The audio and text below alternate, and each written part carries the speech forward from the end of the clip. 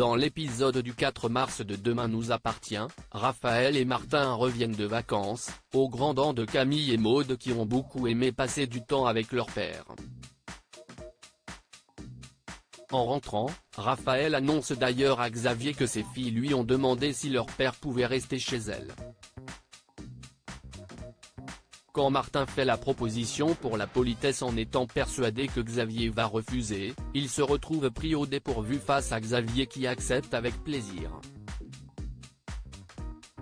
Plus tard au commissariat, Martin raconte à un ordinateur qu'il se retrouve à cohabiter avec l'ex de Raphaël.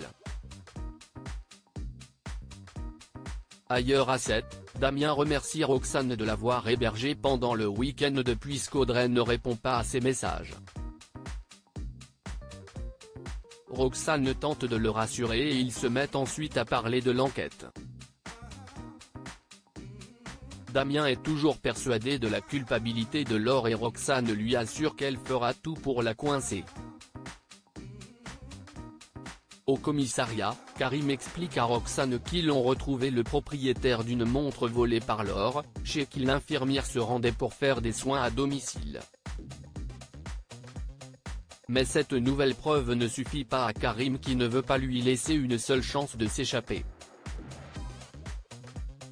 Pendant ce temps chez Audrey, Léo et Jack prennent la défense de Damien bien qu'Audrey souligne qu'à cause de son acte, Laure a pu détruire des preuves qui auraient pu faire sortir Jordan de prison.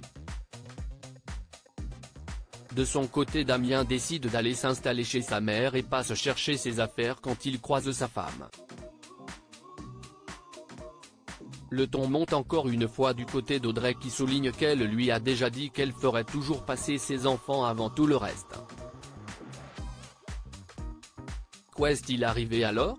À l'hôpital, Laure est justement en train de s'occuper de la mère de John, le père de Bastien, quand ce dernier débarque et la voit en train de voler de l'argent dans la veste de sa mère.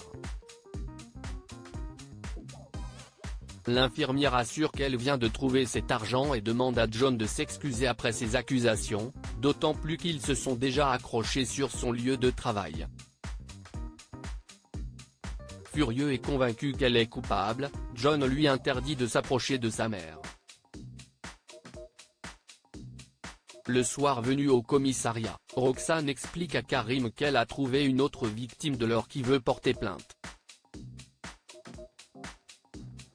Tandis que les enquêteurs se réjouissent d'avoir enfin de quoi la mettre en garde à vue, à l'hôpital Laure tombe sur Laure effondrée par terre, inconsciente.